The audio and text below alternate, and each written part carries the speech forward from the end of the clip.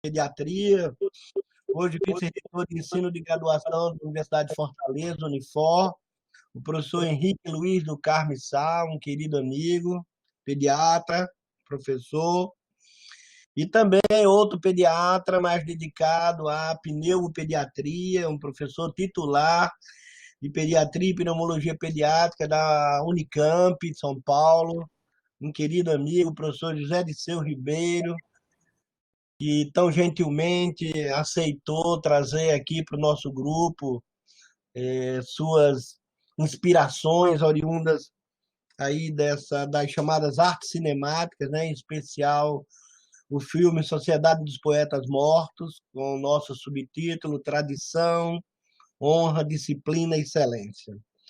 Então, tenho o maior prazer, falo em nome também do professor doutor João Macedo Coelho Filho, que é o nosso diretor da Faculdade de Medicina. Ele daqui a pouco estará entre nós, tá? Imagina aí a quantidade de obrigações que ele deve estar tendo sobre os seus ombros nesse momento aí de decidir o futuro, né, os próximos passos da nossa faculdade. Muito bem, então sejam todos bem-vindos mais uma vez. Estou vendo aqui muita gente na nossa sala. Queria agradecer novamente aos dois professores que estão hoje com a gente. Dizer que semana que vem teremos novamente, quinta-feira, eu vou fazer a apresentação daqui a pouco. É a professora Maria Lúcia Bose Magalhães, que está aqui conosco. E agora eu vou ter o maior prazer de passar a palavra ao nosso amigo, professor doutor José Disseu Ribeiro, para iniciar aí a sua exposição. Professor Disseu, fique totalmente à vontade.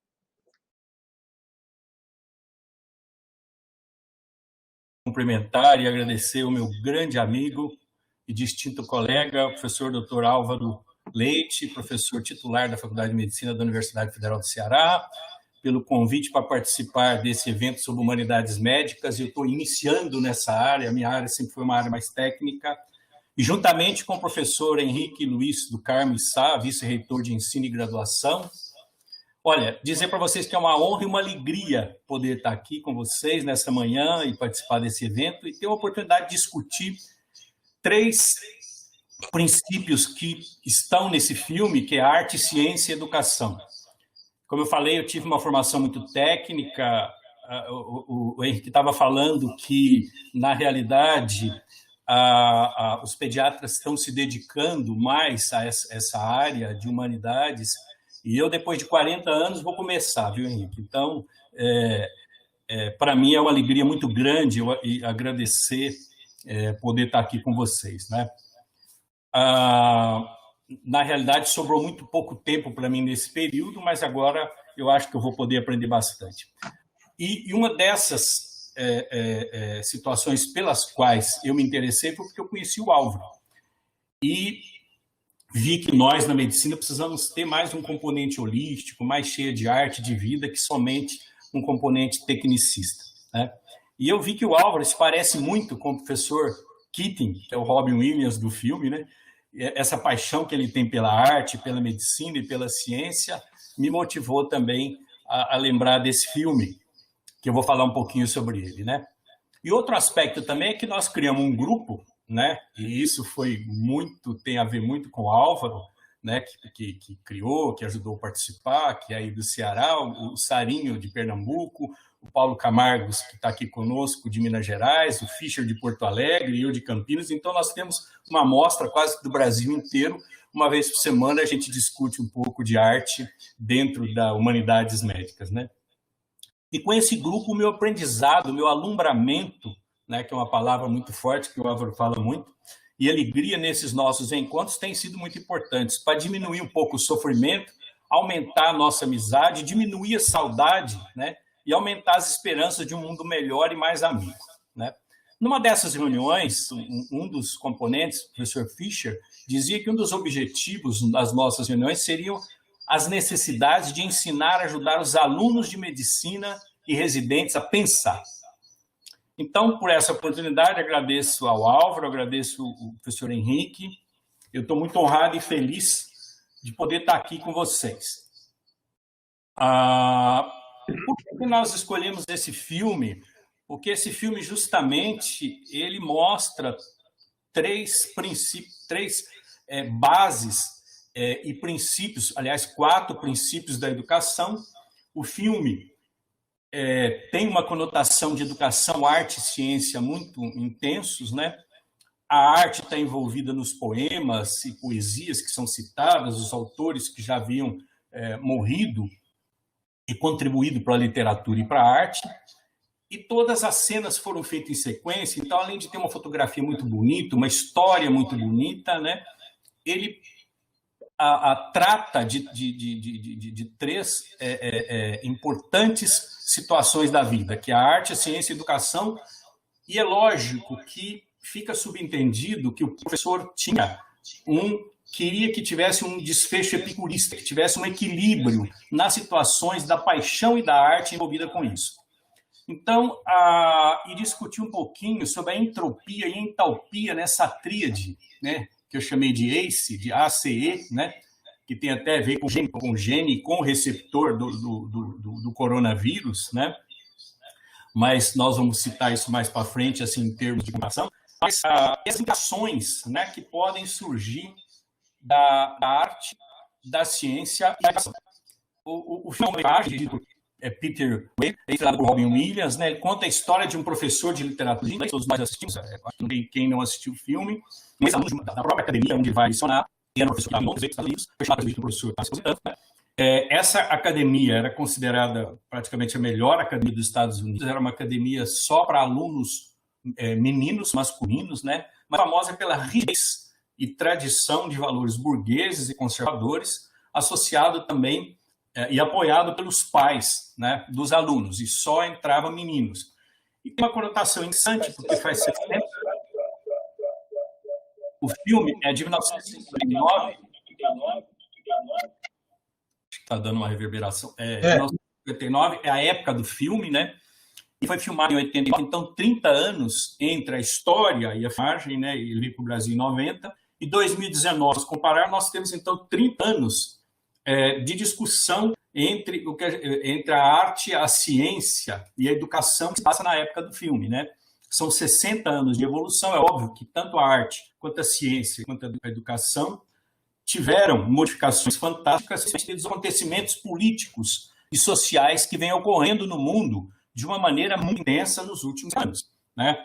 Desde aí, o Henrique sabe muito mais e vai poder comentar muito mais com isso. Nesses 60 anos, as modificações da ciência, principalmente nos aspectos tecnológicos, políticos e sociais. Mas o filme não perde uma beleza histórica de como era a educação há 60 anos atrás, principalmente nas escolas tradicionais, de um sistema bem documentado, de um sistema bem estabilizado, que era o sistema capitalista americano. Essa academia ela se orgulhava por formar grandes líderes masculinos, né? Era uma escola essencialmente só para meninos, e uma sociedade, então, de influência muito grande dos pais e que tinha, basicamente, 4 princípios, né? Tradição, honra, disciplina e excelência. Como nós vamos ver, esses valores, a discussão desses valores daquela época para hoje, como isso pode ser modificado, a gente deixa mais para a pergunta. Mas o que existia naquela época, 1959, na época do filme, já era uma época em que existia esses princípios da educação e das escolas e que, aos poucos, vocês que estudam mais humanidades, mais educação, veem que eles foram mudando. Esse filme recebeu muitas aprovações, tanto de profissionais especializados, quanto do público em geral. Foi um filme que recebeu uma aprovação muito grande, principalmente na época, 1990, onde nós estávamos dando esse turbilhonamento de modificações na educação, né?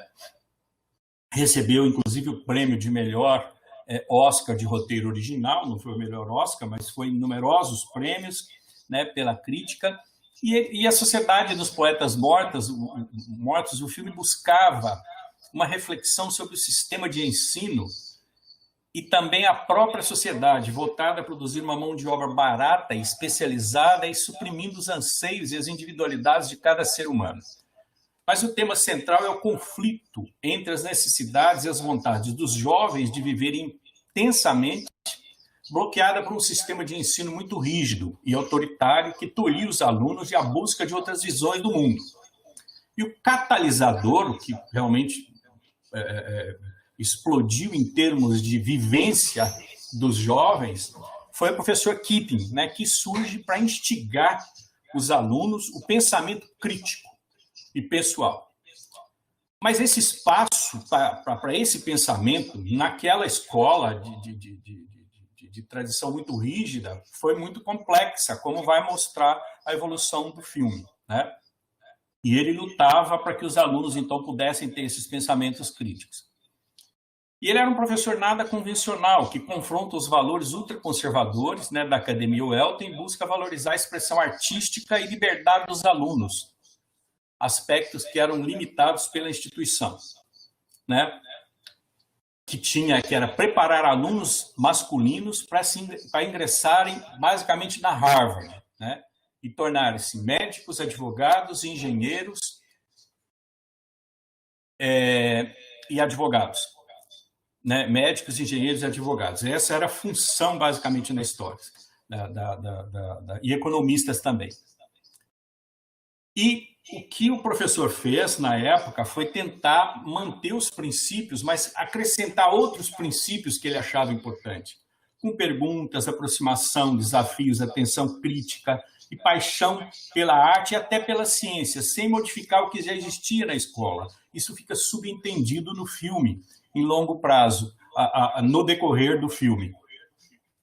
E o que chama atenção, como em toda classe de alunos, é que existe muita heterogeneidade de personalidade, de aptidões, formação no ensino médio, uma escola preparatória para elites masculina, né? E os alunos são surpreendidos por um método que, em 1959, era muito diferente, né?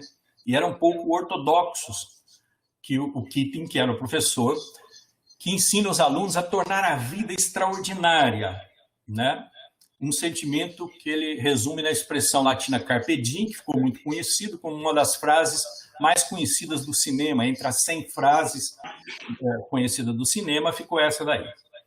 E aí ele tem coisas exóticas de fazer com que os alunos subam nas mesas, que expressem as suas ideias, né? Isso lendo poemas, e lendo poesia e literatura, e ensinando para eles como melhorar a vida no dia a dia, né?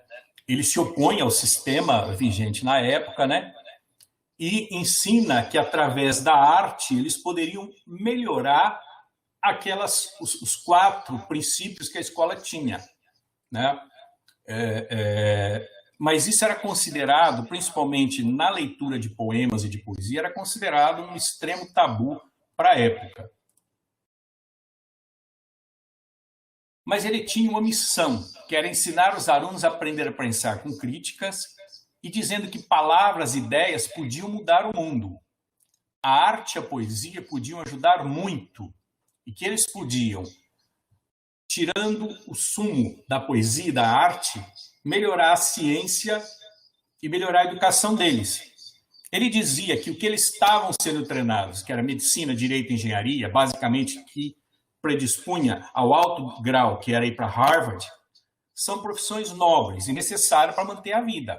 Então, isso fica muito bonito no filme, porque tem algumas críticas que às vezes possam não ter entendido o papel do professor, que foi muito interessante, ele é perfeito nisso, ele não tirava aqueles princípios que a academia tinha, embora muitos podem sofrer um lado crítico, mas ele falava que a poesia, a beleza, o amor, o romance dão vida à vida. E isso a gente vê, e esse é um slide que eu copiei do Álvaro, a ciência pode classificar e enumerar órgãos de um sabiá, mas não pode medir seus encantos. A ciência não pode calcular quantos cavalos de força existem nos encantos de um sabiá. Então, isso do Manuel de Barros mostra que realmente a gente pode colocar uma vestimenta na ciência, colocar arte junto com a ciência, se a gente conseguisse isso, o que é mostrado no filme, a gente poderia tornar a vida mais fácil, o carpe diem poderia ser melhor utilizado. E é com isso que ele diz que deveria, dentro dos princípios da academia, os alunos deveriam incluir o carpe diem, deveria tornar a vida mais tranquila, a vida mais fácil, tornar a ciência, porque nós temos vários episódios que eles iam para as aulas de ciência, de matemática, de física, de química, né? E ele dizia isso através da poesia. Por exemplo, aqui, que a flor, não deixe muito tempo para ver uma flor, porque ela pode desaparecer. Ou seja, a poesia é muito bela, e aí nós temos muita coisa de poesia, inclusive, uma das poesias mais bonitas, que é tirado desse poema, do filósofo Horácio, fala sobre o carpe diem, que veio daí. Mas o carpe diem, ele é baseado em 3 situações que a vida nos exige, que é a resiliência, esperança e a praticidade, ação e trabalho. Esse poema é muito bonito, que foi dirigido a uma personagem feminina, Leucónoe, que o poeta diz que não procure adivinhar o futuro. É feito em 3 partes, e a primeira parte é tipicamente da resiliência, a segunda de esperança, e a terceira, olha, como a vida é breve, em curta e longa esperança, de inveja o tempo voa enquanto nós falamos. Trata, pois, de colher o dia de hoje, que nunca o de amanhã merece confiança.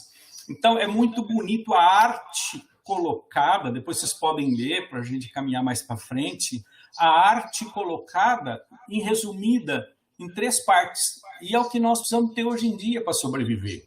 Para suportar a vida, principalmente o lado mais difícil da vida, por isso que a vida não é longa, não ninguém suportaria, a resiliência, mas a esperança, né? E a praticidade, que vem de ação, trabalho e prazer. Mais ou menos isso é o que ele queria passar para ler, né? De onde vem o carpe diem? Para ler, para que os alunos pudessem ler.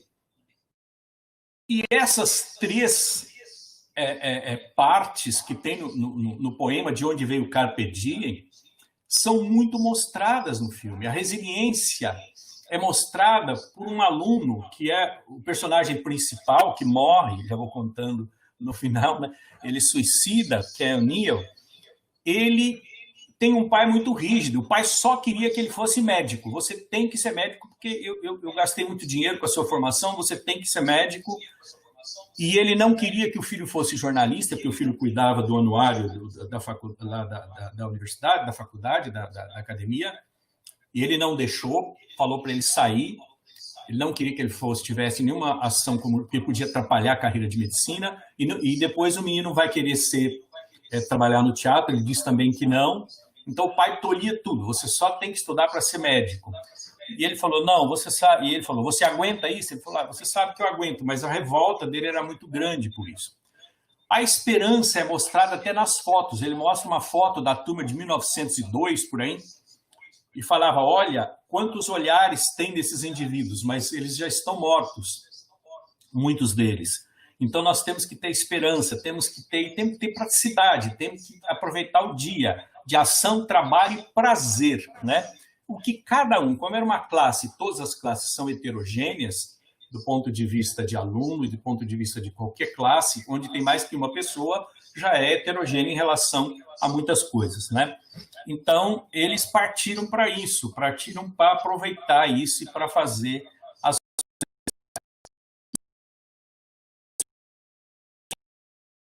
Descobriram que o professor Keating tinha uma sociedade, na época que ele frequentou a escola, né, eles tinham uma sociedade de poetas mortos, onde eles liam os poemas, onde liam as poesias, onde eles liam contos de poetas que tinham morrido, para poder ter momentos de prazer com a arte da literatura. E ele dizia que os poetas dedicavam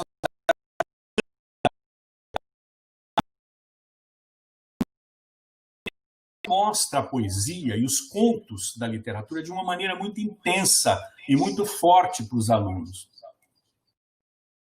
E o objetivo era mostrar ou ver que os alunos sobrecarregados com as atividades e responsabilidade de um futuro maçante desenvolvessem os seus corações de sonhos e fantasias, né? Com reflexões sobre o papel da existência de cada um. Ele instigava os alunos a pensar. E os garotos começaram a modificar o comportamento, criaram uma sociedade dos poetas mortos também, né, que não era sancionada pela escola, né? E na caverna eles tocavam, cantavam, tocavam instrumentos e desenvolveram mais a sexualidade, a arte, a poesia e melhoraram dentro daqueles princípios. Eles estavam indo muito bem depois que criaram a sociedade, mas é lógico que também trouxe conflito. Mas enquanto isso, nas reuniões deles, eles liam poemas de Lord Byron, que aí fala despertando a sexualidade, né? Uma fase de juventude, uma fase de sexualidade muito expressiva, né? Ela caminha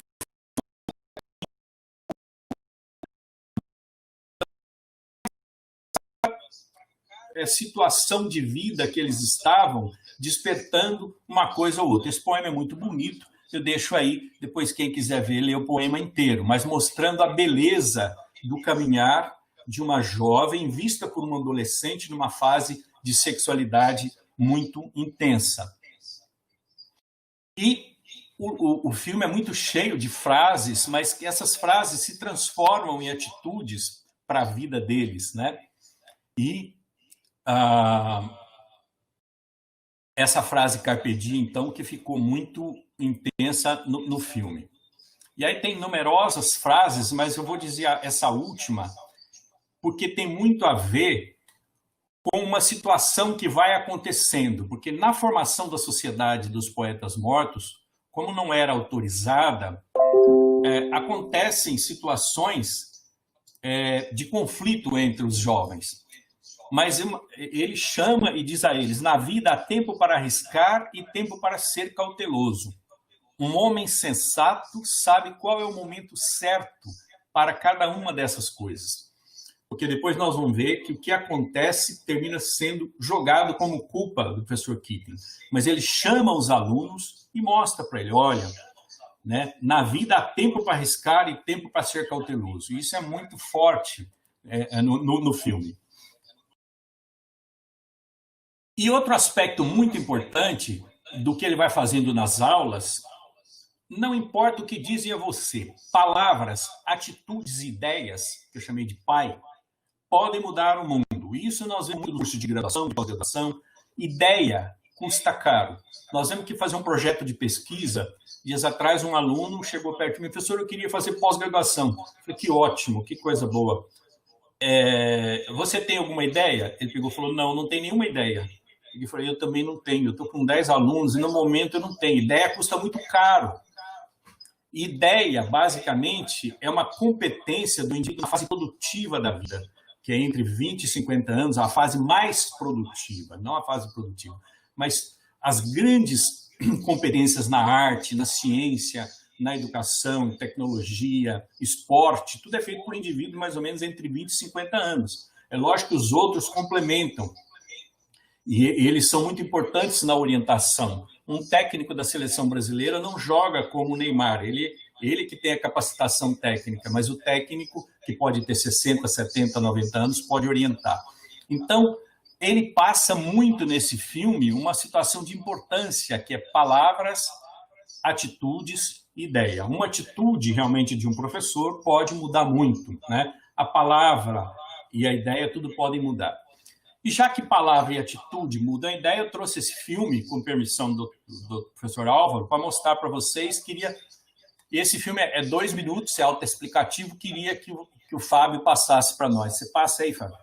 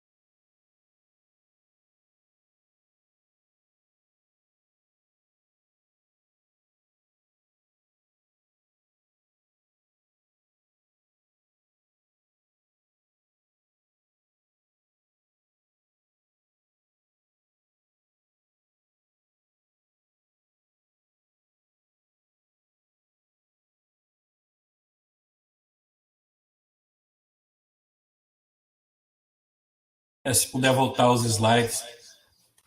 E está aí a nossa resiliência, que o professor tanto fala no filme, né, que é muito importante a resiliência, mas também a capacidade de ter ideias e de mudar as coisas através de palavras, né? Ok. E isso é muito mostrado, fica subentendido no filme, se a gente pode ver isso, eu acho que o bonito são essas nuances de poder ver essa variabilidade de coisas que existe de um lado a tradição, a honra, a disciplina e a excelência.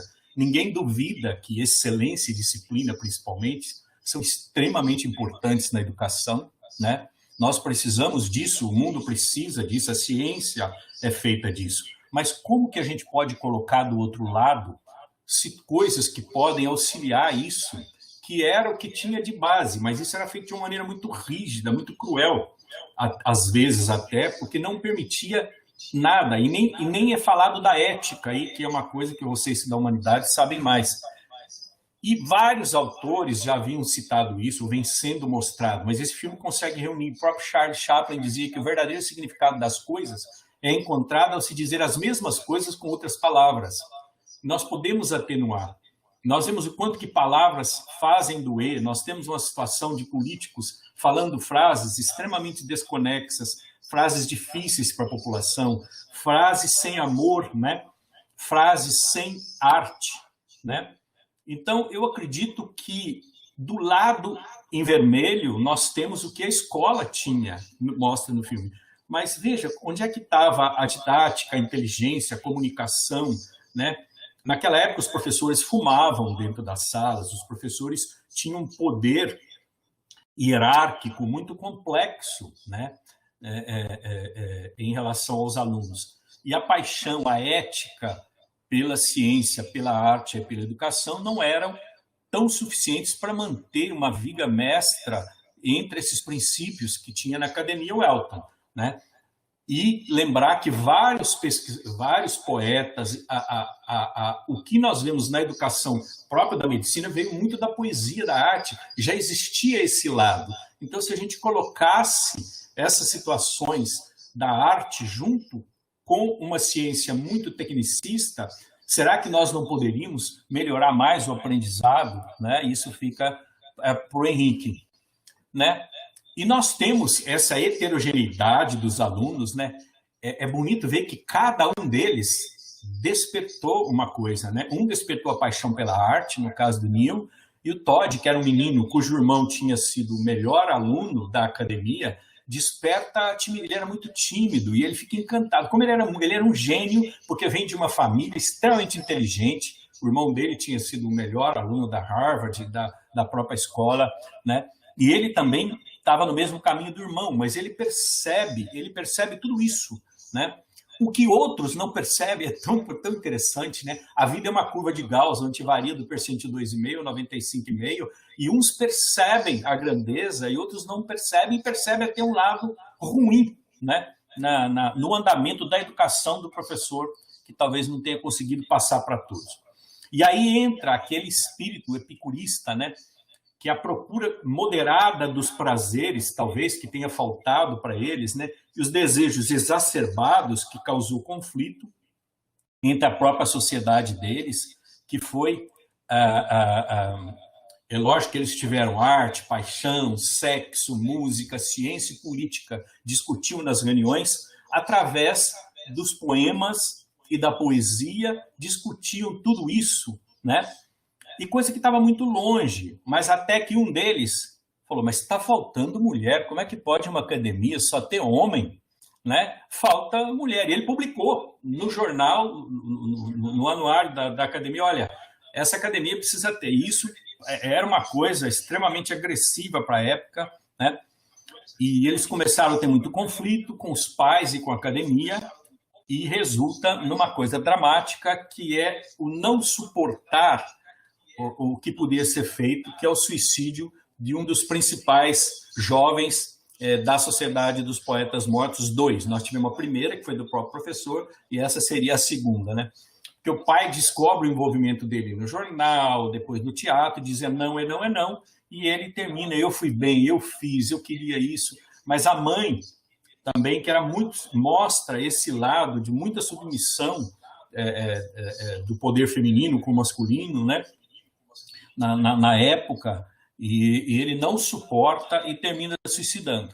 Outro aspecto fantástico que é muito mostrado é a reação da morte do líder. O Neil era um líder, né, da Sociedade dos Poetas Mortos. Ele não suporta a rigidez da família e da escola, mas muito mais da família, por não poder fazer o que ele queria em relação à arte. São as fases porque passam os meninos jovens em relação à morte do grande amigo, que é a negação, a raiva. Isso é mostrado na beleza da fotografia do Inverno, né, a depressão e a aceitação. E, em contrapartida, já quase terminando, a reação da família, a reação dos colegas, que é muito expressiva, e a reação da academia. E, realmente, como toda morte, um dos aspectos envolvidos na morte é a culpa, né? Alguém tinha que ser culpado por tudo isso. Então, e cada um, é muito interessante como que cada um vê o acontecimento da morte frente do líder, praticamente assim, intelectual, e o líder da Sociedade dos Poetas Mortos, a reação dos meninos, que passam por todas as fases de negação da morte, que nem todos passam, mas um deles culpa o professor pela punição e a sua participação e nomeia os outros membros. Ele diz para a escola que realmente existiu uma culpa por estimular de uma maneira excessiva os alunos para a arte. Isso causa uma revolta na maioria dos alunos, termina acontecendo uma grande confusão entre eles, mas aí está as fases das passagens da morte, né, a aceitação, todas aquelas, né? E termina realmente com a demissão sumária do professor Kippen. Ele é mandado embora da escola, né? E a justificativa é que os métodos pedagógicos dele incentivavam os meninos a cometerem atos de rebeldia, né? E um aspecto muito bonito é que quando no final já do filme, ele vai pegar os seus pertences na sala de aula e os alunos ficam quietos e sobem em cima das mesas, né? E o aluno que tinha denunciado o professor como o culpado, possível culpado pela morte do Neil, ele pede para o próprio construtor do filme para que ele ficasse sentado, porque ele fala: o meu personagem não merece levantar, né? E eles declamam um dos poemas mais bonitos que foi dedicado, que era o Capitão, Meu Capitão, que foi feito por Abraham Lincoln, né, que mostra a luta, né, a luta da vida, e quando você está voltando num barco, já morto, mas todo mundo te esperando, ou seja, vencido pela morte quando estava para vencer na vida, uma coisa mais ou menos assim. É um poema muito bonito, do Walt Whitman, um grande escritor, né, americano, que mostra realmente a beleza, né, e um dos aspectos, às vezes, críticos do filme é que fala: mas ele queria ser chamado de capitão. Não, ele mostra que nós devemos levar a nossa vida como um lado bom de um capitão que luta pela vida, que luta pelas suas ideias, que luta pelo que pensa, que luta para que a vida seja mais fácil de ser vivida, né? Então, esse poema é muito bonito e é o poema, basicamente, final. Aí tem muitos poetas e poesias, só para terminar, né, relacionados ao filme Sociedade dos Poetas Mortos. Aqui um do Salvador Dalí, que o tempo é uma das poucas coisas importantes que nos restam. Então, Carpe Diem, né? Mesma coisa, já falada por outros poetas. Dalai Lama: só existem 2 dias no ano que nada pode ser feito.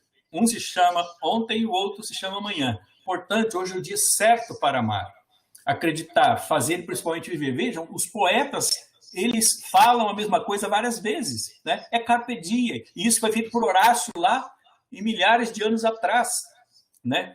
Então, associar a arte à ciência, eu acho que é uma obrigação. Então, é uma coisa importante. Olha só outro, né? O nosso querido Fernando Pessoa. O valor das coisas não está no tempo que elas duram, mas na intensidade com que elas acontecem. É justamente o que aconteceu no filme inteiro. Por isso existem momentos inesquecíveis, como esse agora, coisas inexplicáveis e pessoas incomparáveis, né? Então, tudo isso é muito, muito significativo. E terminando de aulas que nós já tivemos por aqui do nosso curso, o que o Álvaro dizia, e a professora Esther, numa das aulas dela, que o cérebro só registra o que emociona. E o que a gente mostra no filme é isso, uma quantidade de emoções muito grandes com a arte, tentando influenciar a ciência e a educação. Ensine, dê, promova emoções boas, faça perguntas, faça hipóteses. E é justamente o que o filme nos mostra, né? E o Álvaro mostrando aí, numa das nossas reuniões, aprendi muito com ele, os saberes do pensamento complexo, saber ver, saber esperar, saber conversar, saber amar e saber abraçar. E o professor tinha isso, ele participava de jogos com os alunos, corria, brincava, né? Mas, por outro lado, ter sempre em mente aquele passo atrás de que a educação deve mostrar que não há conhecimento que não esteja, em algum grau, ameaçado pelo erro e pela ilusão, né? Então, isso é muito importante que a gente tenha esses em conta. E a ideia final é isso. Quais os princípios que devem estar presentes na educação do presente e do futuro? Como evoluirá a educação e o conhecimento? Mas isso eu passo para a conferência do querido já Henrique Sá, para que ele mantenha a sua palestra. Muito obrigado a todos.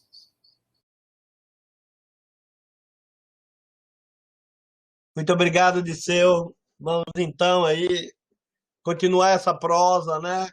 Professor Henrique Sá. Que maravilha, professor Disseu. Muito obrigado. Eu vou tentar contornar as suas... Já vi que o Fábio abriu aqui a oportunidade de eu compartilhar a minha tela, enquanto eu vou entendendo aqui como fazer isso. Deixa eu ver se eu consigo passar o que eu tenho aqui para vocês. Mas, meus amigos, é uma alegria estar aqui. Eu tenho uma satisfação muito grande de conhecer esse meu mestre, meu padrinho, meu mentor, que é o professor Álvaro Leite, há muitos anos, né? E nutrimos juntos essa... Acho que eu vou precisar abrir isso aqui um pouco mais, por algum motivo ela está... Assim fica melhor, né? Ótimo. Ok. Temos essa aflição, né? Essa angústia, que é um pouco do que move essa discussão toda do filme, né? E eu acho que essa angústia interna na nossa alma, né, de educadores, todos nós somos aqui, todos nós. Eu estava olhando na lista dos nossos participantes, eu parto do pressuposto que a educação é intrínseca a quem quer fazer mudança. A gente trabalha o conceito de educação em todos os níveis nesse pressuposto de que ela é a ferramenta da mudança. Educar-se, isso Paulo Freire diz, isso os educadores neoconstrutivistas reafirmam. A construção do mundo, a construção do novo, né, a construção da mudança depende, requer, inicia-se por meio da educação. E essa angústia, né, de trazer esses elementos para os mais diversos ambientes, no final das contas, é o que nos move, né? Estamos aqui todos movidos um pouco por isso. Esse é um filme que me traz muito boas ideias, né, para discutir quando a gente está falando de mudança, de processos de transição, né? Nós estamos falando de adolescentes em processo de mudança. Da mesma forma como nós, nas nossas salas de aula, nos nossos ambientes de ensino-aprendizagem, né? Da mesma forma como nós, como alunos que fomos, empreendemos relações que estão aí mediadas por esse processo de mudança.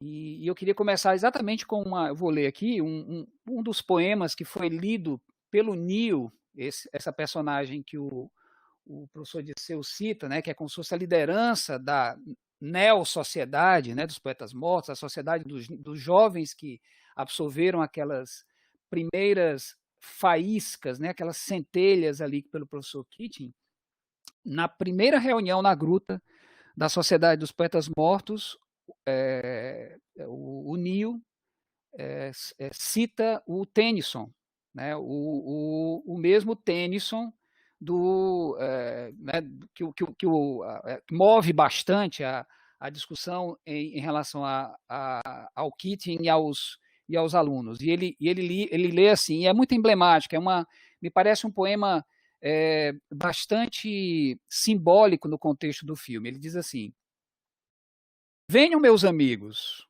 não é tarde demais para procurar um mundo mais novo. Eu estou decidido a navegar para lá do crepúsculo. E embora não tenhamos a força que outrora movia terra e céu, somos como somos, idêntica têmpera de corações heróicos, tornados fracos pelo tempo e pelo destino, mas fortes em determinação. Lutar, procurar, encontrar e não capitular. Vejam, o Newton,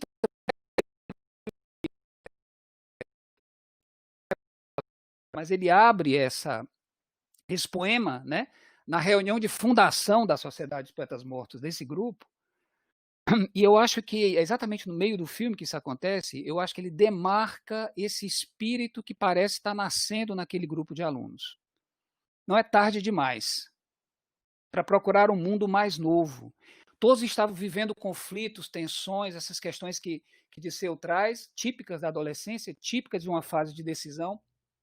E o que eu faço um pouco agora com vocês é trazer, talvez, esse desafio, que é fazer paralelos, comparações entre as nossas experiências nos nossos ambientes de ensino-aprendizagem com essas reflexões que o filme traz. O filme, aliás, ele é muito interessante, serve a várias finalidades do ponto de vista da educação. Você pode discutir metodologias educacionais, você pode discutir os métodos do professor Keating, né? Você pode discutir os valores de uma sociedade em transição, como o que acontece na sociedade da Nova Inglaterra, na década de 50, né? Pós-guerra, o New Deal, a nova a idade de ouro, né, da América, a América vencedora, né? Então tudo funciona, tudo é próspero, e um conflito entre essa técnica, a tecnologia, e aí, por que não, um futuro lindo, brilhante, maravilhoso, com as questões intrínsecas ali, né? Uma sociedade ainda conservadora, ainda vivendo dores muito graves, como, por exemplo, as que a gente volta a viver novamente, né? Nessa época estoura conflitos raciais, confrontos norte e sul, etc., etc., nesse mesmo país que saiu de uma guerra vitorioso, entre aspas. Então, nós estamos nesse ambiente que o Dirceu também apresenta, e esse filme permite fazer essa análise, um pouco dessa reconstrução de uma América com esse dilema, esse conflito e, de certa forma, essa contradição, né? A maior parte dos estudantes lá de Welton, ou como eles mesmos costumavam chamar, né, claro, porque todo estudante nutre aí entre si essa questão da rebeldia, né? Eles chamavam de Helton, né? Welton, e aí há um termo muito, muito interessante, né? Well-being, né? Hell, inferno. Então, Welton é a visão da torre de marfim da academia, em que os princípios nobres, e aí a procissão de inauguração, né, da aula, que dá abertura ao ano letivo com os novos cadetes, eu vou chamar assim, são os novos alunos, mas é praticamente uma academia militar pelo grau de disciplina que a academia impunha. Essa escola, naturalmente frequentada por famílias abastadas da Nova Inglaterra, a maioria destinada a seguir os passos dos seus pais, né, filhos de banqueiros, filhos de médicos, filhos de advogados, né? Alguns, como é o caso, como bem pontuou o professor Dirceu, numa família pequeno-burguesa que se esforça para mudar o perfil socioeconômico da própria família. Então, assim, nós não tivemos a oportunidade que você teve, Nil. Eu quero que você seja médico. Eu e sua mãe, né, nos esforçamos muito para que você chegasse onde você chegou. E você está entregando. E ele diz, sim, você sabe que eu sou assim. Apesar de todos os conflitos que eu estou vivendo, apesar de não concordar com o que você está dizendo, meu pai, mas, ok, eu vou honrar esse projeto pessoal que me impõe, e a gente vai comentar um pouco sobre isso depois. né? Essa é a escola que converge esses interesses, né? Os interesses de uma elite, vamos chamar assim, burguesa, né? Com a perspectiva de que há uma manutenção, né? Uma conservadoria, né? Do que acontece na sociedade, sempre foi assim, assim será, e vocês estão aqui para cumprir uma trajetória, né? Nessa perspectiva, eu já abro uma reflexão que me parece, assim, gostaria que acompanhasse a minha reflexão até o final da minha fala, que é esse contraponto entre essas disciplinas que dão suporte, o sustentáculo, a criação desse ideal, né? As disciplinas positivistas, então esse filme também resgata o positivismo, a medicina, representada pela biologia, né? O direito, representado pelas leis, a ciência, a tecnologia, a engenharia, ciências duras, apresentada aí pela matemática. Então, essas são as disciplinas nobres. Nessa perspectiva, é natural que disciplinas como a literatura, como o inglês, né, a disciplina do professor Keating, era uma linha lateral entre os estudos acadêmicos. Era quase como elemento decorativo para uma sociedade em que essa vida ela tem que estar dedicada a assuntos muito mais concretos, muito mais palpáveis, muito mais importantes do que a poesia, do que a humanidade, do que a literatura, as humanidades, do que as literaturas. Aí eu já começo, até que ponto isso não acontece hoje nos nossos currículos? Nós vivemos uma mudança de paradigma nos nossos currículos. Eu estou falando de medicina aqui, de currículos médicos, mas isso vale, ao meu ver, para todos os currículos. As humanidades estão sendo escanteadas para elementos laterais, colaterais, quando mínimo em disciplinas optativas, quando muito em momentos pontuais, início de curso, às vezes, uma atividade secundária em que os alunos fazem como uma forma quase complementar. Vejam bem, 60 anos após o tempo do filme, como bem apontou o professor Disseu, o que mudou nas nossas escolas? Com toda a angústia que essa humanidade que nós vivemos, e cada vez mais ansiando, gritando pelas humanidades, né, pela arte, pela ciência, articuladas, como diz o professor Disseu, o quanto espaço, o quanto de momento, de tempo, porque tempo em currículo é poder. Tem mais poder, a disciplina tem mais tempo em um currículo médico. Basta fazer a conta. O meu curso de medicina aqui na Unifor tem 8.700 horas, aproximadamente. Quanto tempo curricular eu dedico às humanidades? Isso nos dá um peso do balanço que a nossa instituição faz. Eu faço isso com um tom de autocrítica. É uma questão que nós estamos revendo duramente. Eu tenho aqui uma querida ex-coordenadora do curso, professora do nosso programa de pós-graduação em Ciências Médicas, professora Olivia Bessa, que nos traz diariamente essa reflexão, né? Mas esse é um ponto. Os nossos pais burgueses esperam que os seus filhos saibam um pouco sobre essa cultura, inclusive no mesmo espírito, né? Que eles esperam que aprendam boas maneiras à mesa, né? É importante que a gente saiba, conheça um pouco de filosofia, conheça um pouco de literatura, né? Comente, etc., sobre aspectos associados às ciências humanas, mas talvez a gente não tenha, de fato, nós, né, gestores curriculares, professores de cursos de saúde, medicina, etc., não estejamos incentivando os nossos currículos, né, a atuar com a questão da arte e da cultura, porque a gente dedica muito mais tempo às chamadas ciências duras, né, aos elementos que estão aí associados a esses paradigmas. Então, essa visão, e eu trago aqui uma parte também que parece muito simbólica desse diálogo, que, ao meu ver, alimenta a angústia dos nossos alunos mesmo hoje. Essa é uma fase assim, depois daquela cerimônia lá de abertura, os pais desse novato, né, que é um dos alunos mais lá na frente do professor Keating, apresentam ao professor Nolan, né, o senhor Nolan, que é o regente, mestre, o diretor da escola. Esse aqui, professor, cerimônia maravilhosa, encantadora, né? Esse é o nosso filho mais novo. E aí ele diz, muito prazer, você tem uma herança muito pesada. O seu irmão foi um dos nossos melhores alunos. Veja bem, imagina o que é um adolescente, 16 anos de idade, entrar numa faculdade, numa escola, nesse caso aqui, uma escola preparatória, né, de ensino médio, e aí houve, no primeiro dia, né, depois de uma procissão de bandeiras que reforçam esses pilares, né, os 4 pilares recitados pelo mesmo professor Nolan, né, na sua preleção, diz assim, se prepare. O que sussurra no ouvido dele é assim, prepare-se, você vai ter muito trabalho. O seu irmão é insuperável. Imagina o que é isso. Então, alguém precisava retomar, né, esse espírito, contraposição a esse risco, esse peso que essa academia com esses valores anunciava para esses meninos, né? E não é outra pessoa senão o Keating.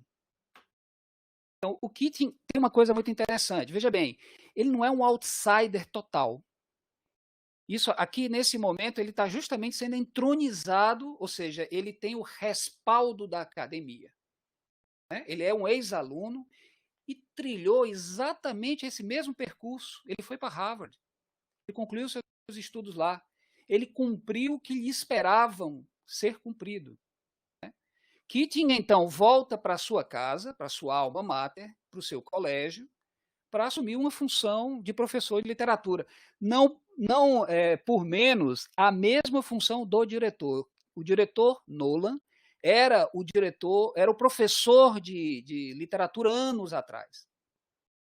Então veja como o roteirista, né, e o diretor articulam bem esse confronto, esse conflito, o novo e o velho, a mudança e o conservadorismo, a tradição, né, e a alternância, o confronto, o conflito, de certa forma. Então, o professor Keating é o novo, o jovem, o moderno, a mudança. O professor Keating se contrapõe ao antigo, à tradição, né, ao conservador, que é o professor Nolan. Então, nós temos escolas distintas representadas em sujeitos diferentes, mas uma coisa que são muito interessantes, ambos fazem parte do mesmo ambiente. Eles são todos professores da mesma escola.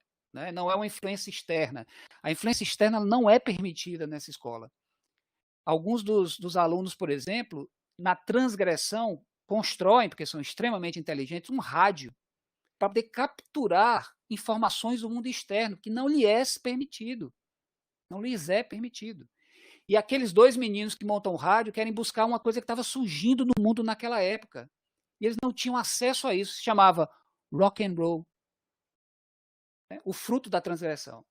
Então, veja, o externo não lhes era permitido. Foi necessário que um interno, um transgressor interno, os trouxesse possibilidades de mudança. Né? Então, ele diz, né, citando já uma fala que o professor Disseu coloca, olha, não se faz poesia porque é lindo, é fofo.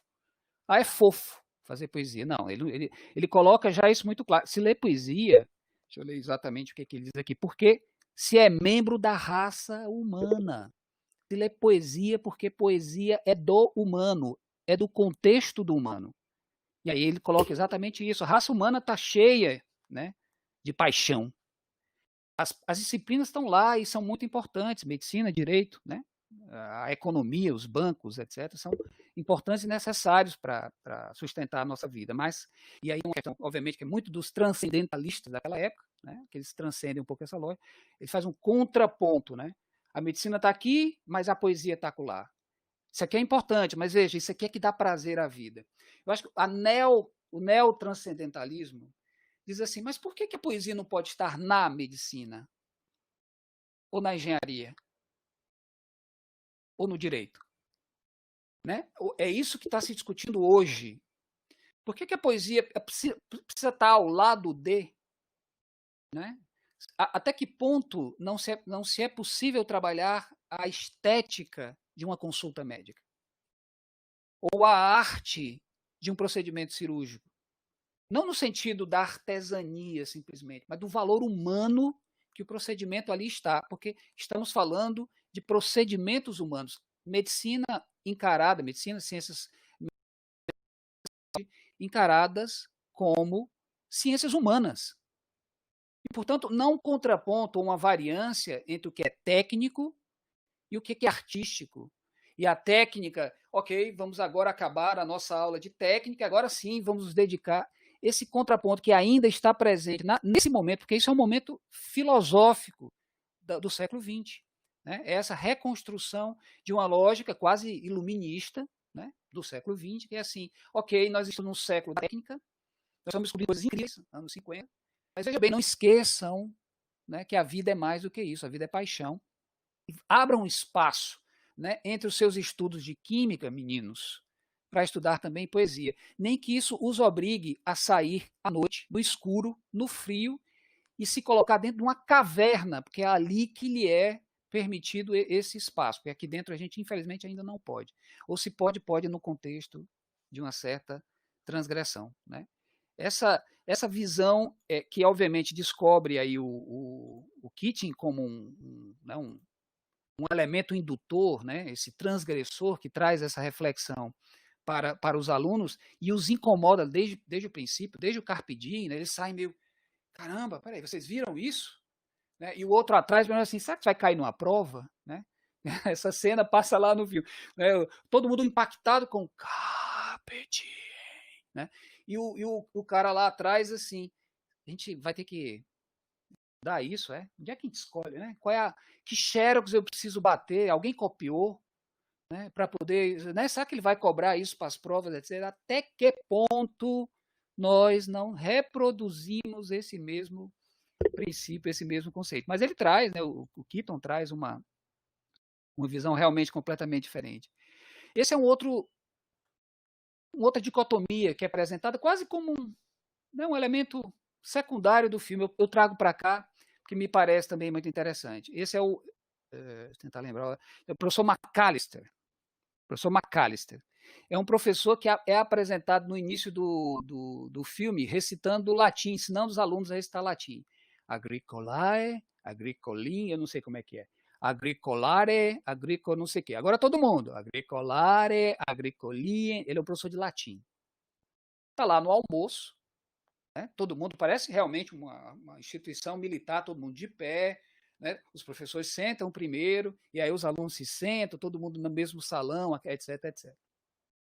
E o debate do Keating com o McAllister é muito interessante, porque ele acaba de ser flagrado rasgando páginas de um livro de poesia, mas uma contraposição ao positivismo, né? Porque esse livro, primeiro capítulo, na verdade, a introdução ao livro, diz assim, a poesia você precisa medir, né, cartesianamente. E aí ele diz assim, e todo mundo copiando, né, do quadro, aquela coisa assim, rasguem. Como é, professor? Rasguem. E eles começam a rasgar e tal, não sei o quê, e o professor McAllister chega na sala e fala, o que está acontecendo, né? Aí, opa, não, está tudo tranquilo aqui. O professor Keating fala, não, desculpa aí, professor, você está aí com os alunos, eu não sabia, peço perdão. E nesse momento aqui do almoço, ele traz assim, o McAllister, o Keating, peraí, você está correndo um risco aqui, né? Você está correndo um risco encorajando-os a se tornarem artistas, porque quando compreenderem que não são Rembrandts, que não são Shakespeare ou não são Mozart, eles vão detestar você por isso. Aí o Keating fala, mas a gente não está falando de artistas, mas nós estamos falando de livres pensadores. Né? Aí o McAllister fala, livre pensadores com 17 anos de idade, e aí ele fala assim, eu não sabia que você tinha virado um cínico, quer dizer, dá a entender que, obviamente, o Keating já conhecia o professor McAllister há mais tempo, talvez ele fosse um pequeno embrião, né, professor da área de latim, né, de humanas também, então talvez lá atrás ele tivesse despertado no próprio Keating alguma coisa, você virou um cínico, o professor McAllister? Aí ele para assim, não, né? Não me tornei um cínico. Eu sou um realista, diz o McAllister. E ele cita Tennyson, esse que vem mais na frente. Me mostre um coração livre de sonhos tolos e eu lhe mostro um homem feliz. a que responde o Keating naquela frase que já foi citada pelo professor Disseu. Só nos seus sonhos os homens podem ser livres. Sempre foi assim e sempre será. Veja o contraponto. A praticidade, o pragmatismo, eu sou prático, veja bem. Aquele meu ideal, aquilo que eu era, na verdade eu envelheci e eu percebo que a gente tem que ser mais objetivo, sabe, o Keating? Não estimule nos jovens esse espírito artístico, porque você vai frustrá-los logo lá na frente. E ele fala, não, mas espera aí, meu interesse não é esse. Né? Meu interesse é torná-los, ou pelo menos apresentar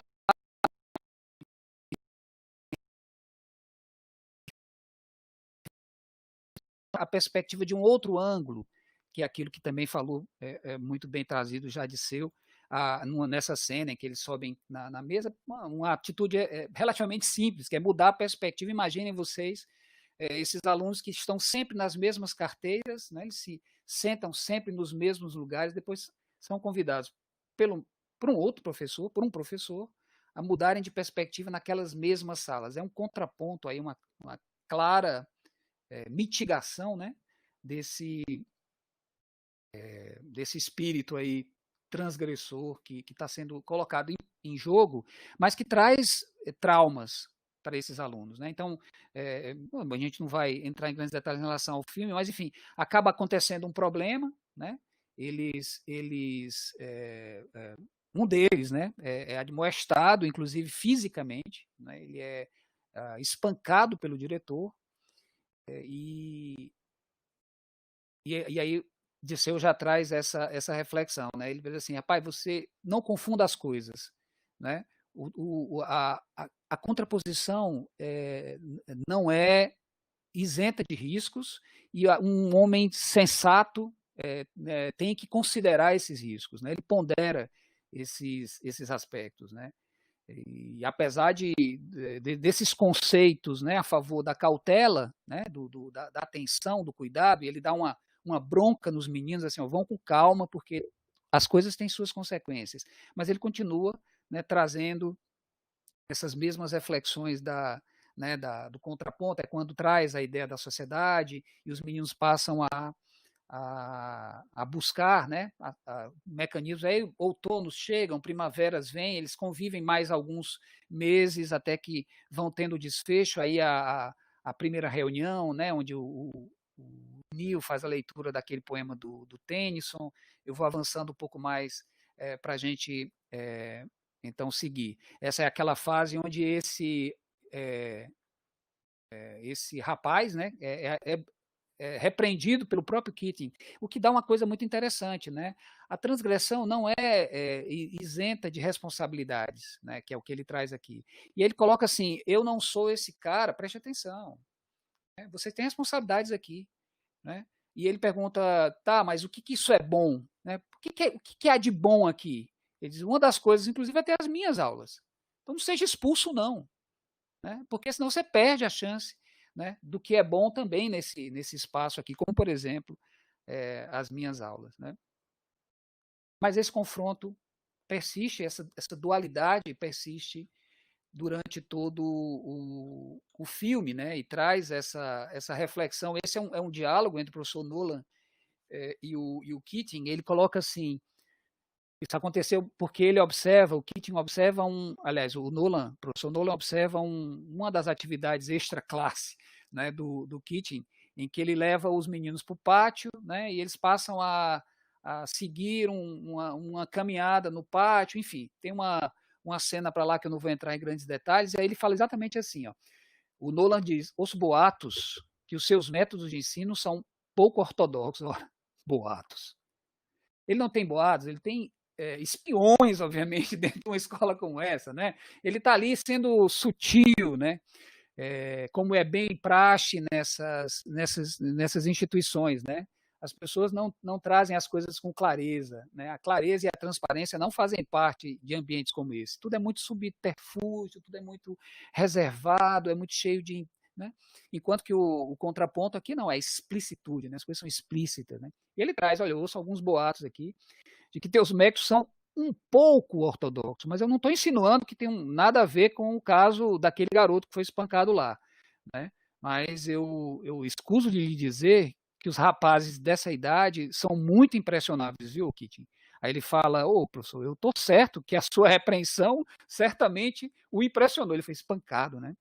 E aí o Nolan fala, o que foi que aquilo ali no pátio, alguns dias? Os rapazes marchando, batendo palmas e tal, aquilo era um exercício para provar os perigos do conformismo. E aí o Nolan fala, eu acho que a gente tem que atentar algumas questões aqui. Nós temos um currículo firmado e que funciona. Se você questionar esse currículo, eles poderão também fazer o mesmo. Aqui o Keating replica. Engraçado, eu sempre pensei que instrução é aprender a pensar por si próprio.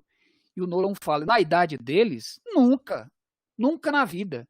Tradição, John, disciplina, prepare-os para a universidade, o resto virá por si. Então, Nolan traz esse contraponto assim, ó, vamos voltar para os princípios. E aí eu encaminho um pouco mais ao final e quero tratar desses 4 elementos, esses 4 princípios. Né? Essa lógica da primeira tradição, né? Dentro daquela ideia dos 4 princípios que norteiam o subtítulo dessa nossa conversa de hoje aqui. Então, acho que aqui a escola Walton, e vamos chamar assim a educação conservadora, a educação moderna, para dizer assim, se coloca exatamente nesse contexto. Prefere constância à mudança. Né? Preferem estruturas mais estáveis, mais permanentes do que a espontaneidade, do que a improviso, né? Do que resultados mais abertos. Essa coisa de praticidade e imutabilidade, né, proporcionam para essas instituições e para as pessoas, né, e para o currículo uma sensação de muito mais segurança, muito mais estabilidade e uma certa orientação que protege das incertezas. Veja bem, em um mundo cada vez mais incerto e complexo, estabilidade. Então, aqui há 2 formas de encarar essa lógica da tradição. A tradição como um elemento de solidez para um tempo revolto, né? Um mar aberto. Então, um apego ao passado, a tradição no sentido do conservadorismo, de se manter como está. Estamos num tempo em que, mais do que nunca, e estamos exatamente nesse momento, né, o que se coloca é transformação a cada hora, a cada minuto. Ainda é possível falar de um princípio conservador, estabilizante em um tempo instável? Eu acho que há de se encontrar, talvez, uma lógica de meio termo aí em relação a isso. É necessário você ter alguns pilares. Eu acho que eu entendo, pelo menos, não se trata de contrapor de forma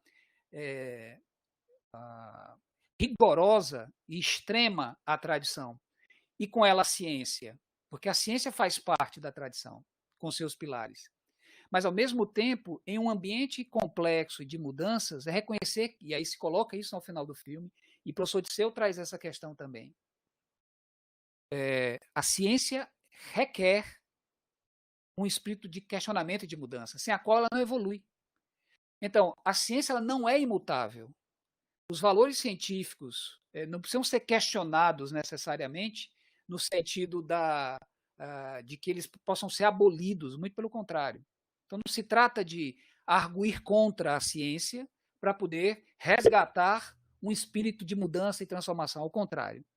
Mas é entender essa ciência como um ambiente, uma praxis que seja naturalmente, por definição e por método, orientada para a mudança e para a transformação. Né? Essa é uma questão. Isso implica e conduz a outra dimensão, que é a honra. Na percepção da escola, em Welton, honra é o reconhecimento, de certa forma, né, para as demandas. Então, você cumpre as demandas, nós o reconhecemos. Né? A honra não é uma questão de integridade, de valor intrínseco ou pessoal. Ele é resultado de Perdão. Henrique, deu uma travada aí. Perdão, vocês estão me ouvindo? Está meio travado, Henrique. Eu acho que vai voltar. Ok. A sua imagem está travada, mas estamos lhe ouvindo. Tá, eu vou seguindo aqui enquanto vai voltando. Isso, perfeito. Praticamente no final, eu vou religar e ligar aqui a câmera, mas se vocês me ouvem, então tudo bem. Estou te vendo também. Muito bem. Ah, ok. Bom, posso até cancelar aqui a apresentação, acho que não há nada muito mais a não ser imagens, realmente fotos, para que sigamos. Muito bem, então, eu dizia que há uma distinção que eu acho que é muito importante, de honra da forma como é apresentada pela escola, né, como um resultado extrínseco e, portanto, dependente de metas ou objetivos alcançáveis.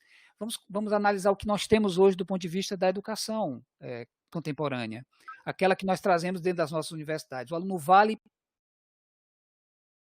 ele conjuga a minha percepção de valor sobre aquele aluno, né? Então não importa aquilo que ele traz intrinsecamente, os seus desejos, né, as suas vontades, inclusive o seu próprio processo de aprendizagem, mas importa o seu resultado, né? Então eu sou capaz de dizer que os melhores alunos são aqueles com as melhores notas, os melhores alunos. Reforço isso, qualidade, né? Então a qualidade que está profundamente atribuída ao valor, a noção de valor, ela é quantificável, eu posso medir qualidade, né? E essa qualidade ela é expressa em sistemas de avaliação, na maior parte das vezes, numéricos, né? Em que os atributos palpáveis, né? Somativos do percurso do aluno me dizem do aluno, falam da qualidade desse processo.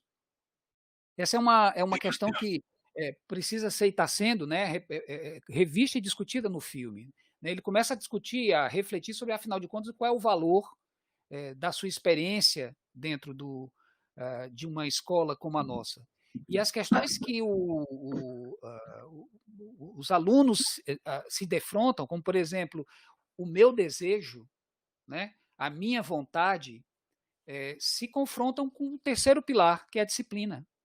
Em Walton, a disciplina e, se necessário, como foi visto, o controle, né, a rigidez para a manutenção da disciplina, o aluno é espancado porque foge aos conceitos da disciplina, está diretamente associada à repressão, né, de instintos, de desejos, de impulsos, né, porque há uma necessidade de criar um comportamento uniforme, né, e ao cumprimento dessas expectativas, dessas metas sociais, né, que estão ali para atender e atingir ao princípio muito claro, né. O que essa academia, ou o que a academia cultiva, é esse comportamento que funcione, né? Então, funciona se você seguir princípios disciplinares básicos, ou seja, venha às aulas, faça as provas, acompanhe todas as tarefas, acompanhe todas as normas da casa, e você será feliz, você será bem-sucedido, e nós os valoraremos, né?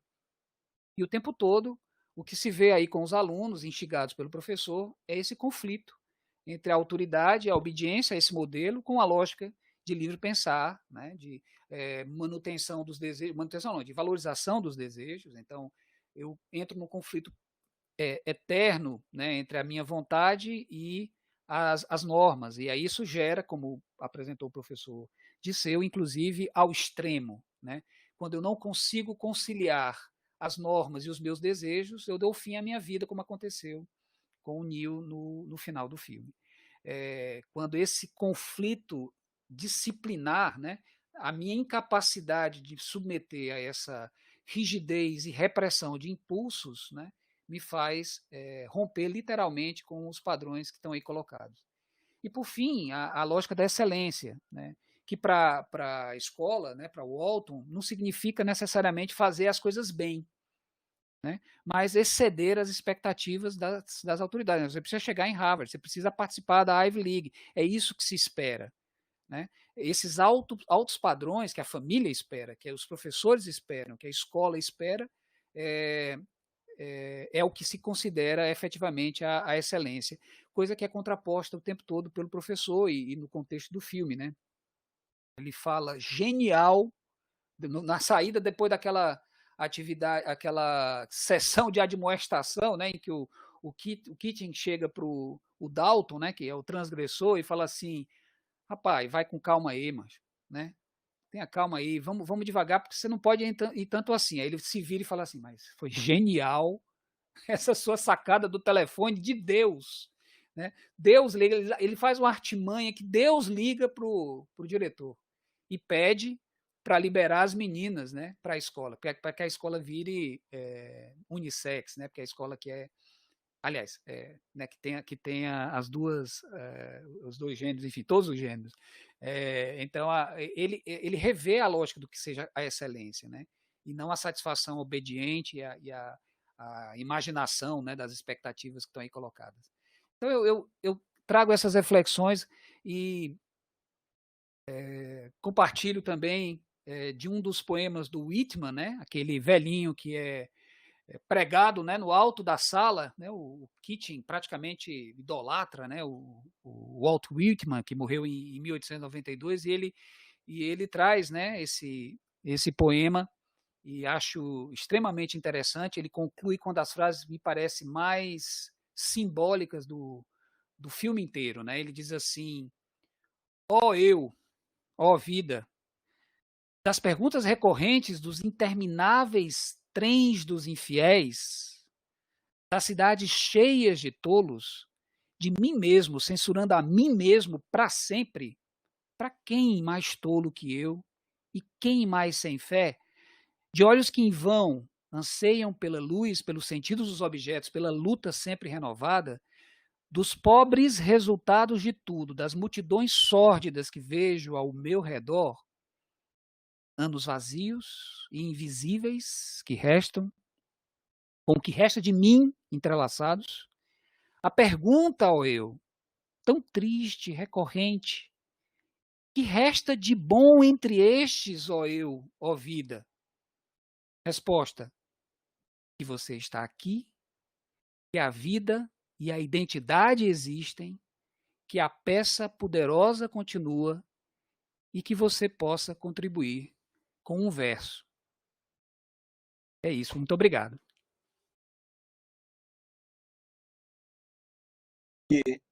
Ok, batemos palmas aí, virtuais. Estamos aprendendo isso, Henrique. Henrique, veja se você consegue retornar aí a sua webcam. Nós estamos lhe vendo, mas ela está sem movimento. Perfeito. Eu vou. Tem duas falas aqui do Celso, acho que é uma completando a outra enorme, mas, bom, queria falar da potência, então, aí, das artes cinemáticas, né, para nos fazer pensar sensivelmente nesse final de manhã, né, dessa quinta-feira. Fico imaginando que outras oportunidades teríamos para aprender a pensar diferentes de uma sessão como essa. Henrique colocou aqui até como desafio, cadê a Olívia, ainda está aqui, que esse campo falta medicina ao campo das humanidades, né? Não é que só falte humanidades ao campo da medicina, mas falta medicina no campo das humanidades, ou seja, não há contraponto, né? Não há por que ser separado. Como a gente levar o conjunto de temas, de inspirações que nós tivemos nessa manhã para a sala de aula, seja ela teórica ou prática, né?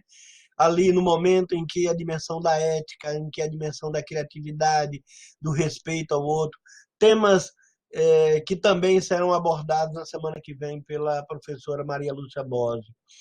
Mas esse movimento, Henrique, ele, como você bem sabe, né, das humanidades médicas, tem se ressentido da presença da medicina, né? Ou seja, se nós queremos aumentar a acessibilidade médica, aumentar a capacidade de criação, o livre pensar, a capacidade de resiliência, a gente tem que, como diz o Mohan, né, religar todos esses saberes que dão vida, né, a complexidade da nossa vida, que tem essa dimensão aí prosaica, mas tem a dimensão poética ou estética, né? Isso que nós estamos fazendo aqui, a dança, a alegria, reencontrar os amigos, é isso que dá que dá essa pulsação da vida.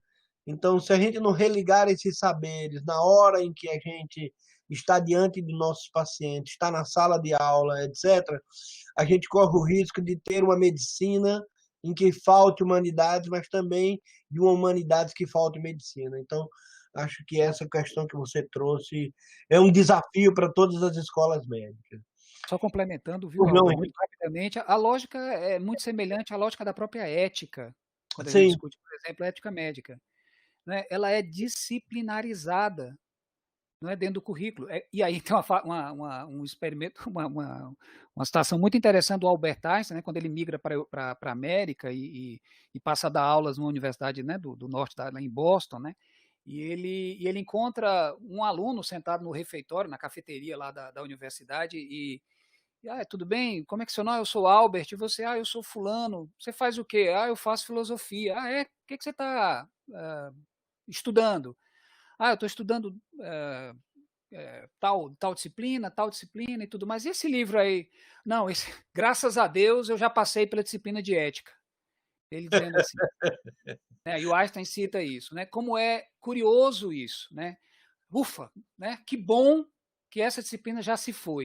Será que isso não acontece também entre nós, né? Que bom que eu passei pela disciplina de psicologia. Que bom, passou, né? Ufa, aquela coisa que é a saúde ativa ou a disciplina de ética médica, por exemplo. Né? São disciplinas que ficam ali na linha lateral, né? Da biomedicina, dos aspectos associados a ciências biomédicas duras, assim colocadas pelo positivismo. Né? Eu acho que esse é um ponto. E aí a questão é, precisamos aumentar a carga horária das disciplinas de ética ou precisamos trabalhar ética dentro das disciplinas de biomedicina, as disciplinas duras? Essa é que é a questão. Ou seja, para mim só existe uma saída. E sempre existe mais de uma. Eu é que sou incapaz, né, e incauto para dizer isso. Mas, para mim, a saída está no educador. Eu acho que há necessidade de termos educadores com uma visão de humanidades. Sejam eles cirurgiões, sanitaristas, pediatras ou qualquer área. Quando eu estiver fazendo cirurgia na frente do meu aluno, dentro de um campo cirúrgico, eu tenho que estar com a lógica das humanidades na minha prática. Eu não preciso criar 1000 disciplinas de humanidades para aumentar o seu peso dentro do currículo, se, na prática, essas disciplinas não estão embutidas na minha ação como educador. Né? Essa é a minha ideia, fazendo a correlação para o que você traz, Álvaro, que eu acho que é o nosso desafio, é o nosso principal desafio.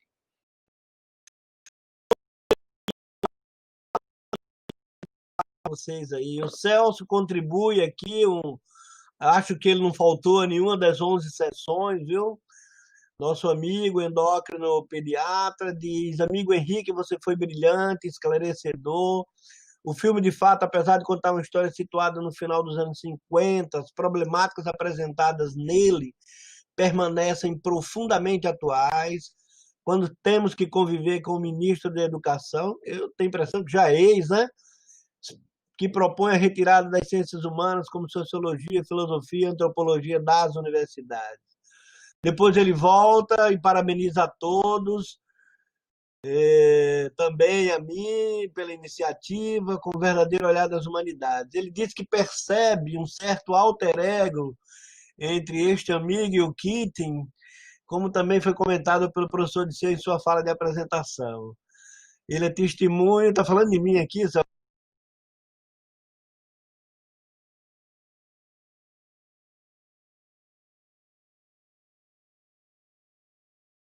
Nós tivemos uma pequena falha seus técnica alunos aí. e colegas a entender o significado do Carpe Diem na vida como na ciência. Querido amigo Paulo Camargo, da Federal de Minas Gerais, dá congratulações ao Disseu, ao Henrique, ao Álvaro, e já se candidata para vir semana que vem. Até a próxima. Ih, vocês dois saíram aqui? Não, voltaram. Uma querida amiga psicanalista, Raquel Bezerra, comenta que falas maravilhosas, que trouxeram muitas reflexões. Professora Maria Lúcia Bose, que estará semana que vem aqui para dar uma conferência para todos nós, dá parabéns, diz que a fala é atual, infelizmente ainda retrata a formação e os desafios na formação médica, chama de excelentes exposições. Nosso querido amigo de Porto Alegre, Gilberto Fischer, também fala excelentes reflexões. A Raquel volta e diz, atualmente, um período de aulas remotas, o ensino com aulas dinâmicas, que convoca o aluno para o centro das reflexões. Se torna inadiável quando se tem alunos com câmeras e microfones desligados. O aluno do mestre, mais uma vez, é revisto. O lugar do mestre, mais uma vez, é revisto.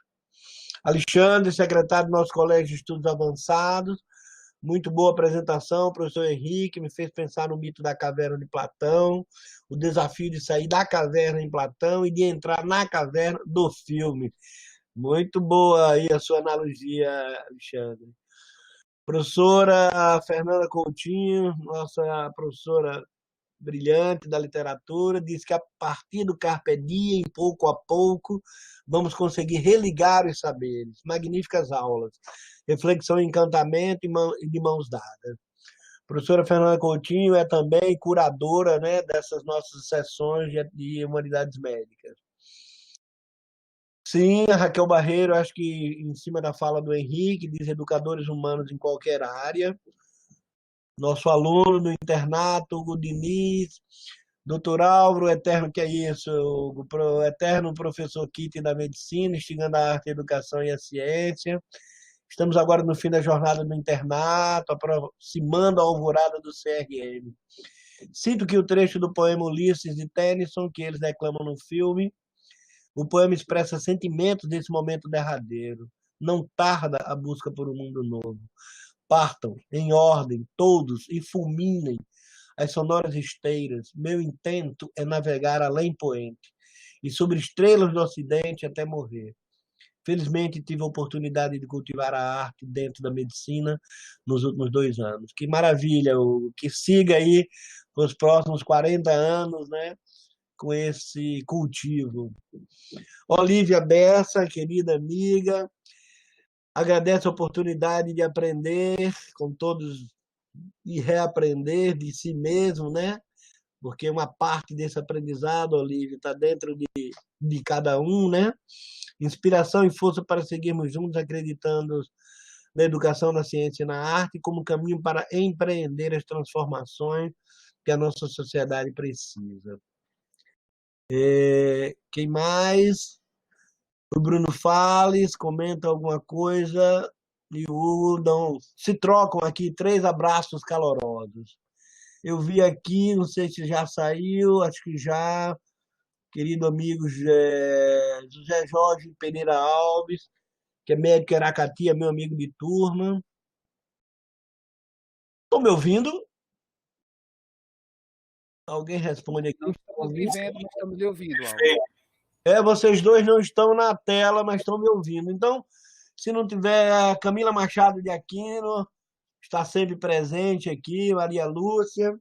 Bom, então, já estamos nos aproximando de 1 hora. Eu vou pedir, então, solicitar carinhosamente aos 2 professores doutores que abrilhantaram as nossas sessões de hoje, que façam os seus comentários finais, mas eu deixo já aqui o agradecimento da Faculdade de Medicina,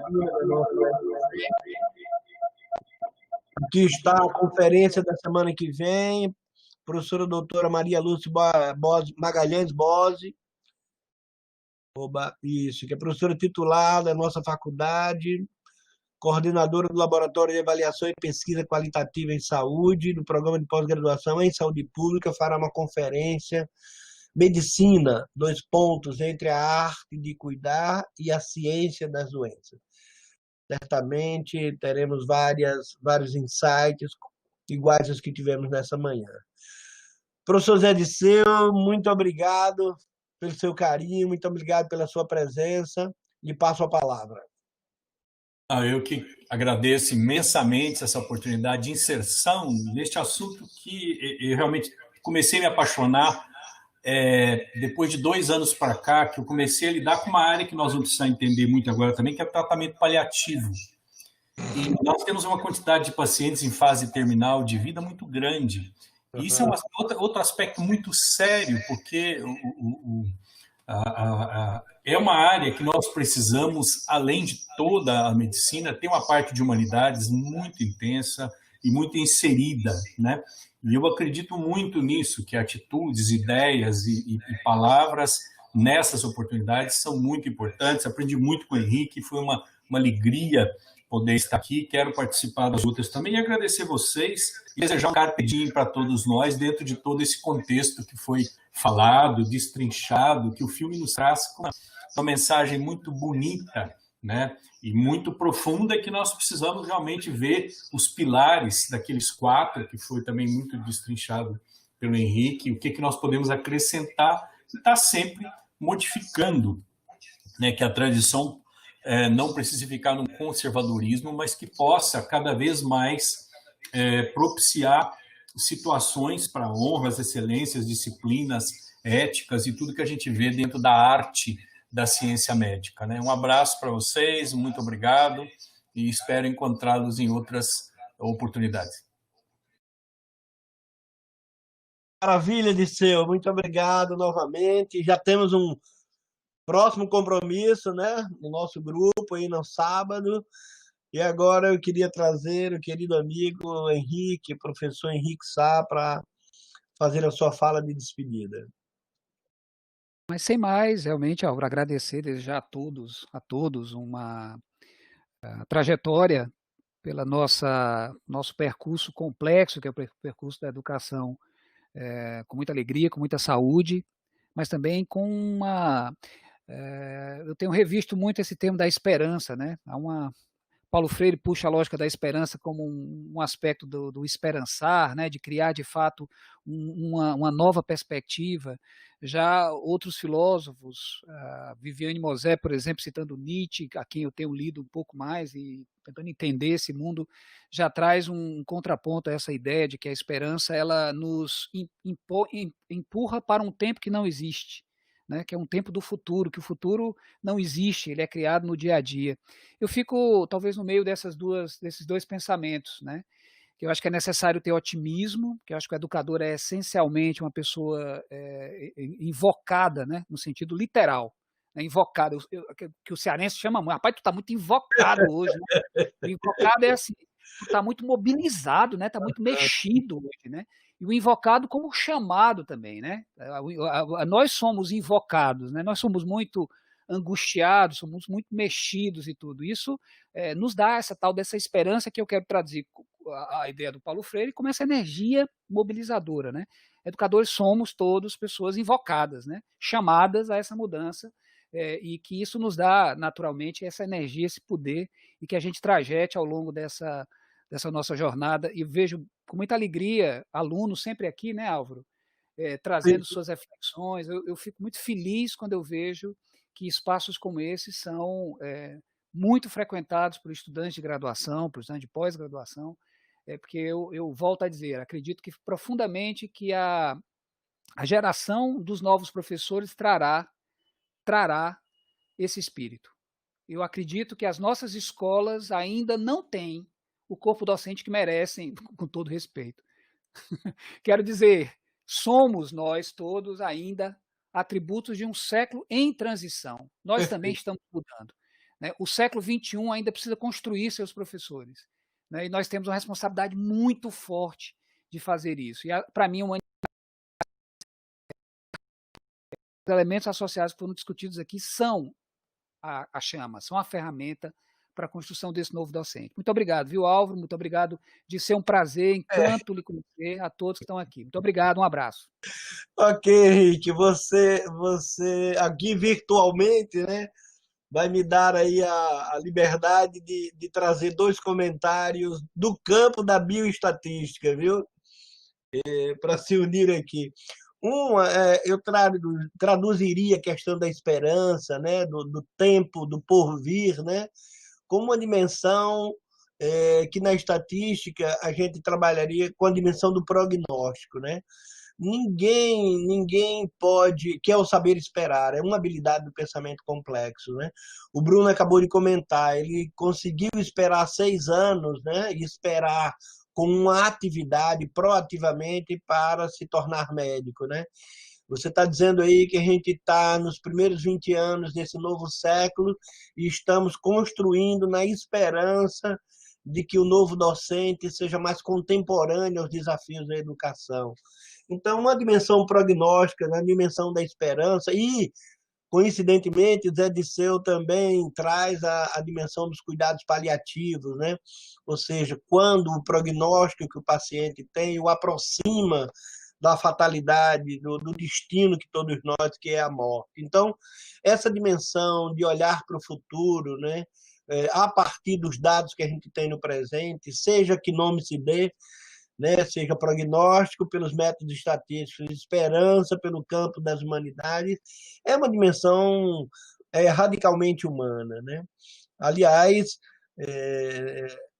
cada dia mais, à medida que que os anos vão passando, a gente vai voltando à época que não existe mais, que é a nossa infância, né? Eu estou vendo aqui o cartaz, e o cartaz tem uma última questão, se alguém não coloca para despedir. O cartaz tem dizendo das humanidades médicas, está ligado a essa mensagem. Chegar à compreensão das pessoas é a essência da vocação médica. Talvez não seja só a essência da vocação médica, né? Quer dizer, chegar à condição de sapiens sapiens, à condição humana, é ter aprendido, né, desde a vida intrauterina, a ter essa disposição, essa predisposição a compreender as pessoas. Obviamente que no campo da medicina, isso assume uma valoração, um significado muito mais intenso. Mas nós sabemos cotidiana, ordinária, né? O quão desagradável é lidar com pessoas que não nos compreendem, né? Ou lidar com pessoas que têm uma compreensão excludente da compreensão que outras pessoas têm sobre o mundo. Então, aliás, não é por isso, não é por acaso, né, que um dos sete saberes que o Edgar Morin fala, um deles é esse, né? Alcançar a compreensão humana. E ele vai dizer que as escolas, as faculdades, etc., deveriam ensinar a compreensão humana. E parece que isso não é fácil. Ele faz um outro livro chamado A Cabeça Bem Feita, né? Que a cabeça bem feita não é uma cabeça cheia, né? É uma cabeça que consegue alcançar a compreensão humana. E isso não é fácil. Parece que nós humanos temos uma disposição muito forte sobre a qual devemos lutar, né? Que é uma incapacidade de alcançar a compreensão da complexidade do que é a vida. Por isso que estamos encalacrados no mundo inteiro desde que o mundo é mundo, né? Sempre estamos lutando contra a incompreensão. Mas vivemos tanto tempo, né? Quer dizer, 8.000 anos, pelo menos antes da Era Comum, né? Depois da Era Comum, 2.000 anos. Mas nós temos uma trajetória. Se tomar a presença do homem na Terra, se calcula em 40.000 anos. E a gente está lutando o tempo inteiro contra essa incompreensão, que é essa invocação que você comentou, Henrique, aí, e eu confesso que eu não conhecia aquela do Einstein, que realmente me chocou muito, apesar de vivê-la, né? Mas essa ideia de que há disciplinas que tematizam a compreensão humana, a complexidade humana, que são percebidas no nosso processo educacional como um evento que não significa nada. Aquilo já passou e eu me livrei. Realmente, eu vesti a carapuça aí, Henrique. Eu vou pensar como você propôs que nós, educadores do século XXI, né, temos que entregar uma universidade com mais educadores que aceitem, que assumam, que invoquem a complexidade que é a educação e a complexidade que era alcançar a compreensão humana. Queridos amigos, muito obrigado pela paciência. Tivemos uma manhã maravilhosa, alvissareira, né, centrada na compreensão humana, né, a partir de um cenário de incompreensão que foi a escola. E todos estão convocados, então, para a próxima semana, para a conferência da professora Maria Lúcia Bose, sobre medicina, entre a arte de cuidar e a ciência das doenças. Então, mais uma vez, agradeço. Queria lembrar a todos que essa sessão fica gravada depois para a gente assistir e reassistir, pegar fragmentos e debater em sala de aula e encaminhar para os nossos amigos, enfim, que isso aqui alcance, né? Alcance o mar, seja uma garrafa jogada no mar. Ok, então o Fábio vai nos deixar agora com o seu tradicional jazz. Eu queria novamente agradecer aos queridos amigos e professores Edson Ribeiro e Henrique Sá, convidá-los até semana que vem, convidá-los agora para um almoço tranquilo, um almoço calmo, em família, no recôndito do confinamento. Queridos amigos, até... Um grande abraço, Pico. Grande abraço. Tudo de bom. Saúde. Tchau, Henrique. Tchau, um grande abraço.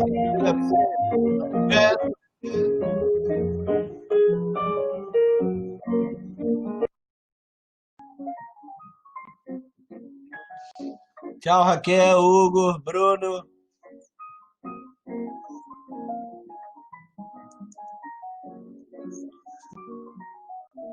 Fernanda Coutinho, que hora posso te ligar? Dela já saiu. Celção.